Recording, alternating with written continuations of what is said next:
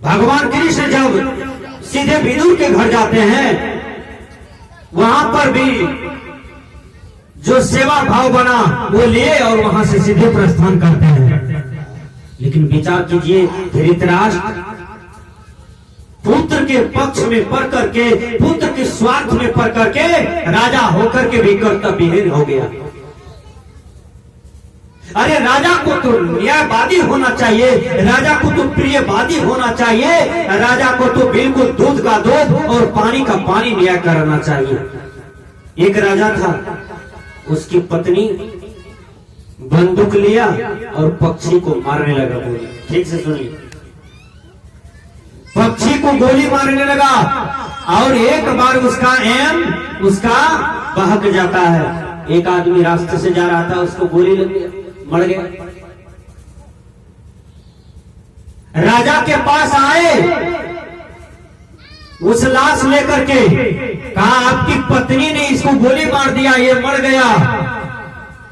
तो राजा साहब कहते हैं किसने मारा? कहा आपकी पत्नी ने मार दिया। कहां से? तो 3 मंजिला मकान से। कहा ठीक है, लो बंदूक हाथ में, तू भी इसके पति को मार दो। बंदूक हाथ में दिया, कहा तू भी इसके पति को मारो, यानी हम राजा हैं, हमको मार दो। यही न्याय मेरे तरफ से।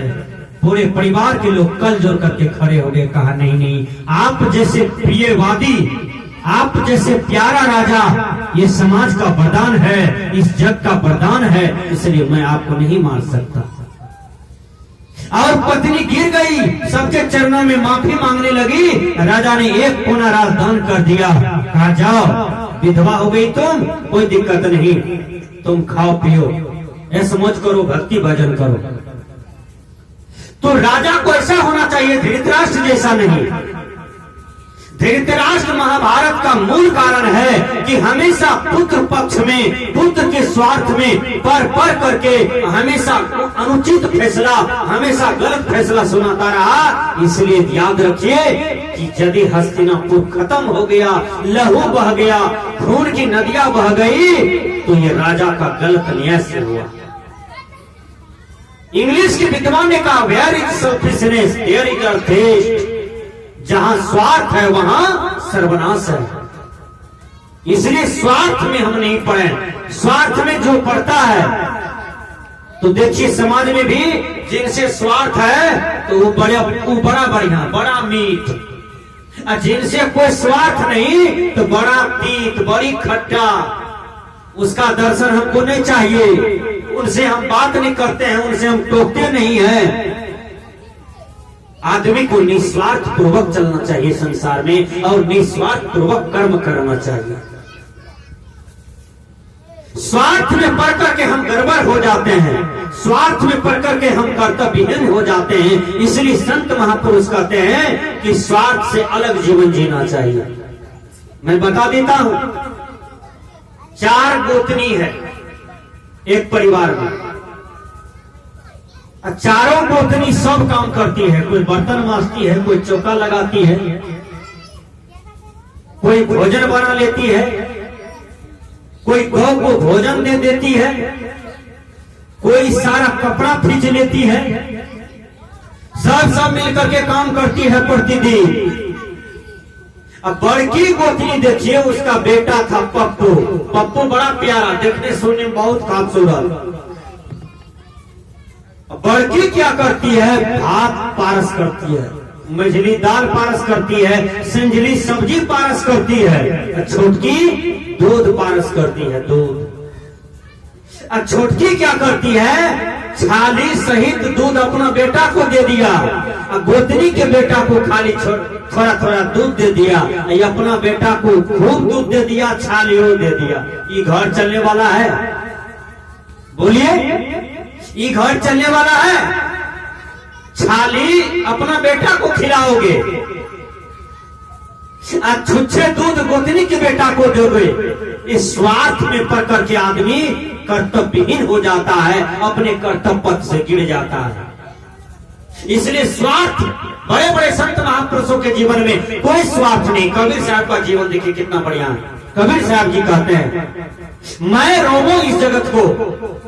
देखिए कबीर साहब इतने उच्चतम संत हुए, इतने विद्वान संत हुए, इतने प्रखर संत हुए, इतने तेजस्वी संत हुए, समाज सुधारवादी संत हुए, मानवतावादी संत हुए गुरुवर कबीर कितना बढ़िया से कहते हैं मैं रोऊं इस जगत को। यहां स्वार्थ है, यहां स्वार्थ है। एक आदमी है जो केवल जीवन जीता है पत्नी के लिए, ठीक से विचार कीजिए, बेटा बेटी के लिए, माँ बाप के लिए, कर कुटुंब के लिए इतना जी करके उमड़ जाता है। अब कबीर साहब कहते हैं मैं रोऊं इस जगत को। रजदमपुर में एक ऐसा आदमी है जो केवल परिवार घर के लिए नहीं जीते हैं, वो समुच्चा पंचायत के लिए जीवन जीते हैं। वो आदमी महान होगा कि केवल घर परिवार में जीने वाला महान होगा? वो आदमी महान होगा जो समुच्चा देश के लिए जीवन जीता है, समुच्चा देश का सेवा करने का प्रयास करता है, समुच्चा देश को ज्ञान की रोशनी देने का प्रयास करता है, समुच्चा देश के लोगों को सेवा देने का प्रयास करता है। वो आदमी संसार में महान हो जाता है। इसलिए विचार कीजिए सज्जनों, कबीर साहब के जीवन में कहीं स्वार्थ नहीं है। कबीर साहब कहते हैं मैं रोवो इस जगत को, मोको रोवे न कोई, मोको रोवे सोई जना जो शब्द विवेकी होए। कबीर साहब कहते हैं कि हमारे लिए वही रोएंगे जो हमारे शब्दों का विवेकी होगा। मैं तो संसार के लिए रोता हूँ, मैं तो संसार का कल्याण चाहता हूँ, मैं तो संसार का भलाई चाहता हूँ, मैं तो संसार की मुक्ति गति का बात करता हूँ। ऐसा संत हुआ तो कबीर साहब हुए। इसलिए कबीर साहब संत सम्राट कहलाते हैं, संतों की अच्छी गिनती में आते हैं गुरुवर कबीर। आज कोई भी मत पंथ क्यों न हो, कोई भी संप्रदाय क्यों न हो, यदि उसमें से कबीर साहब के विचार को निकाल दिया जाए तो वह लघु पड़ जाएगा, छोटा पड़ जाएगा, उसकी शक्ति कम हो जाएगी, उसकी पावर कम हो जाएगी। यदि कबीर साहब का विचार वहां पर जोड़ दिया जाता है तो वह मत पंथ संप्रदाय में पावर आ जाता है, बढ़ जाता है। विचार कीजिए, आज कबीर साहब की साखियां गली गली में गूंज रहा है।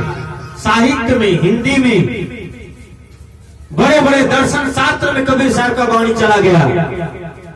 जो पंडित लोग जिस समय कबीर साहब जीवित थे उस समय पंडित लोग कबीर साहब से नफरत करते थे। ठीक से सुनिए, क्यों? कबीरा कुछ नहीं मानते हैं। आप लोग भी सुनिए, समाज में कोई कोई आदमी अभी भी कहता है बाकी कबीरा चाहिए, कुछ होने माने से। सुनिए, कबीरपंथी कुछ नहीं मानते हैं। कबीरपंथी कैसे भैया नहीं मानते हैं? कबीरपंथी गोबर को गोबर कहता है, हलवा को हलवा कहता है, खुट्टा को खुट्टा कहता है, घर को घर कहता है, पिलर को पिलर कहता है, आकाश को आकाश कहता है, चंद्रमा को चंद्रमा कहता है। ये शक्ति यदि है तो वो कबीर विचार में है। कबीर साहब पत्थर को देवता नहीं मानते हैं, कबीर साहब खुट्टा में देवता को नहीं मानते हैं, कबीर साहब मंदिर मस्जिद में देवता भगवान को नहीं मानते हैं। कबीर का भगवान कहाँ है? तो हृदय में है, सबके अंदर में बैठा हुआ है। ये कबीर साहब का भगवान है। हृदय बसे ते ही राम न जाना। हृदय में जो बस बैठने वाला चेतन है, आत्मा है, कबीर साहब उनको भगवान मानते हैं। विचार कीजिए, दुनिया के लोग खुट्टा में भगवान, पिपल में भगवान, हे गाछ में भगवान, हे मट्टी के थुम्बा में भगवान, हे छोटका पत्थर में भगवान, बड़का पत्थर में भगवान, आकाश में भगवान, ऊपर में भगवान। कबीर साहब का भगवान सबके घट के अंदर में है। जो बैठा हुआ घट घट रमैया राम है, आत्म राम है, वहीं पर कबीर साहब का भगवान है। विचार कीजिए, इसलिए गुरुवर कबीर बीजक में कहते हैं हृदय बसे ते ही राम न जाना। हृदय में बसने वाला राम को जाने, ऊपर में राम नहीं है, पूर्व पश्चिम में राम नहीं है, उत्तर दक्षिण में राम रहमान नहीं है। यदि राम रहमान है तो तुम्हारे अंदर में बैठा हुआ है, जिनकी सत्ता से आप देख रहे हैं, सुन रहे हैं, समझ रहे हैं, बोल रहे हैं, चल रहे हैं। उस आत्मा राम की शक्ति को जानिए। यही आत्मा राम है, यही आत्मा कृष्ण है, यही आत्मा बुद्ध है, यही आत्मा पावरशील है, यही आत्मा अजर है, अमर है, अखंड है, अविनाशी है। जो चीज अमर है वही भगवान है, जो चीज अविनाशी है वही भगवान है। इस आत्मा के बाहर में कोई भगवान नहीं है, इस आत्मा के अलावे संसार में कोई भगवान नहीं है। वो ऊपर में घर बना करके नहीं बैठे हैं। यदि बाहर में कोई भगवान होता तो उसका मोबाइल नंबर होता, उसका फोन नंबर होता, उसका घर होता, वो आता जाता, वो हिंदी बोलता, वो इंग्लिश बोलता, वो बोलने वाला यदि कोई है तो ये आत्मा राम है। इसलिए आत्मा राम के सिवा संसार में कहीं कोई भगवान नहीं है। यदि कोई पंडित ऐसा बताता है कि भगवान है कटही में, एक बार सुपौल जिला के कटही में भगवान निकला, सब पानी पीने चला गया। कुछ दिन बाद जलालगढ़ में एक महिला तेल मांगती थी, तेल पड़ दिया तो सब रोग खत्म, सब पीड़ा खत्म। कड़ू तेल मिलता नहीं था दुकान में, इतना बिक्री बढ़ गया था जलालगढ़ में। इतना भरम है लोगों के अंदर में, विचार कीजिए। कबीर साहब ने कहा, बसे वो भरम के गांव सभी लोग, ये संसार के लोग बिना चिंतन का, विमर्श का, वैज्ञानिक तर्क का भरमे में बह रहा है। एक भेड़िया रेलवे पटरी पर कट गया तो 100 भेड़िया उसी पटरी पर जाकर के ट्रेन में कटना शुरू कर दिया। कटही में पानी उखड़ा, काठमांडू से लोग आ गया पीने के लिए, पटना तक का लोग आ गया पीने के लिए कि पानी पिएंगे तो रतौंधी ठीक हो जाएगा, पेट का पथरी ठीक हो जाएगा, रोग ठीक हो जाएगा, सुखी हो जाएंगे। जलालगढ़ में वो महिला तेल पढ़ करके दे रही थी तो तेल पढ़ाने के लिए 1 किलोमीटर तक का लाइन लगता था, 3 किलोमीटर तक का लाइन लगता था। विचार कीजिए, इतना भरम है दुनिया के लोग। वो महिला बेचारी घर में बैठल है, कहीं कोनो बात नहीं है। सबको पूर्णिया का सहारा लेना पड़ता है कि नहीं, डॉक्टर का, वैज्ञानिक का, शिक्षा का सहारा लेना पड़ रहा है कि नहीं। इसलिए ये सब भरम में मत पड़िए आप लोग, सारे भरम से निकलिए। पंडित लोगों ने, गुरुवा लोगों ने बहुत भरम दिया समाज में, इस भरम से मुक्त होइए। गुरुवर कबीर कहते हैं, ये भरम मुक्त सकल जग खाया, समूचे संसार को भरम खा रहा है। विचार कीजिए, आज किसी का पति अचानक डेथ कर जाए, किसी का जवान बेटा मर जाए, जवान बेटी मर जाए, समाज में ऐसा जकड़ा हुआ गलत ज्ञान फैल गया है कि हो बा एकरा चटपट कर डेनिया उठा लेके, मतलब इसको चटपट में डेनिया उठा लिया, डेनिया खा गई। अरे हिंदुस्तान के लोगों में डैन नहीं होता है। यदि डैन होता है तो डैन के पास कौन सा मंत्र है कि डेनिया मंत्र पढ़ती है तो चटपट में मर जाता है लोग, बोलिए। यदि डैन होता तो सबसे पहले नरेंद्र मोदी को मार दीजिए ना, कि उसको मार देंगे तो हमारा बेटा प्रधानमंत्री बन जाएगा, हैं? बोलिए, सही बात है। मनमोहन सिंह जी को मार देते डेनिया कि हमारा बेटा, हमारा पति बन जाएगा प्रधानमंत्री, हम चटपट में इसको ले लेते हैं। बोलिए, श्रीमती इंदिरा गांधी को कोई डैन आज तक नहीं कर पाया। Newton, Jackson, Pluto, Socrates, Ilyas, Jesus, Gandhi, Teresa, ये सबको कोई डैन आज तक नहीं कर पाया। आप समाज में, लोकलिटी में, बाजार नगर के लोग डैन से इतना डरता है। क्या डैन होता है, बोलिए। कबीर साहब आपसे पूछते हैं कि डैन नहीं होता है, इस सब भरम में मत पड़िए। ये सब भी भरम पंडित लोगों ने लगाया लोग समाज में, जो आज तक लोग डैन मान रहा है। डेनिया यदि आपके बेटा को खाता है, डेनिया को जवान का आदमी खाने में मजा आता है। हम तो जवाने हैं, 10-10 हजार में पंडाल में 10-10 हजार माता बहन बैठी रहती है और हम कहते हैं हमको खा लो। आज तक कहाँ कोई खा पाया हमको, हम फाजिले हैं, हमको खा लीजिए। कोई डैन है तो कोई नहीं खा पाया आज तक। इसलिए विचार कीजिए, कबीर साहब ने कहा, तंत्र मंत्र जो साचा होई, राजा रंक मरे न कोई। इसलिए डैन नहीं होता है। किसी की माँ बहनों को डैन कहना, उसको पैखाना पिला करके मार देना, ये सब गलत बात है। इधर बड़हरा के बगल में एक रामकुल में एक बुढ़िया को डैन घोषित किया। एक आदमी का संजोग से बेटा का हार्ट फेल हो गया। समाज के लोगों ने कहा यही बुढ़िया खा लिया बेटा को। अब बूढ़ी को पकड़ करके लाया दबंगी लोग सब। पहले मारपीट किया, कहा हमारा बेटा को जिंदा करो। बूढ़ी कहा नहीं बेटा हम कुछ नहीं जानते हैं, कुछ नहीं करते हैं, आप लोग को भरम है। बाद में उसको किरासन तेल देह में ढाल करके जला के मार दिया। आज से 7-8 साल पहले की घटना है, तो विचार कीजिए। आज भारत सरकार जग गई। आज आप किसी को डैन कहिएगा तो तुरंत आपको अरेस्ट कर लेगा पुलिस। इतना कानून सशक्त हो गया।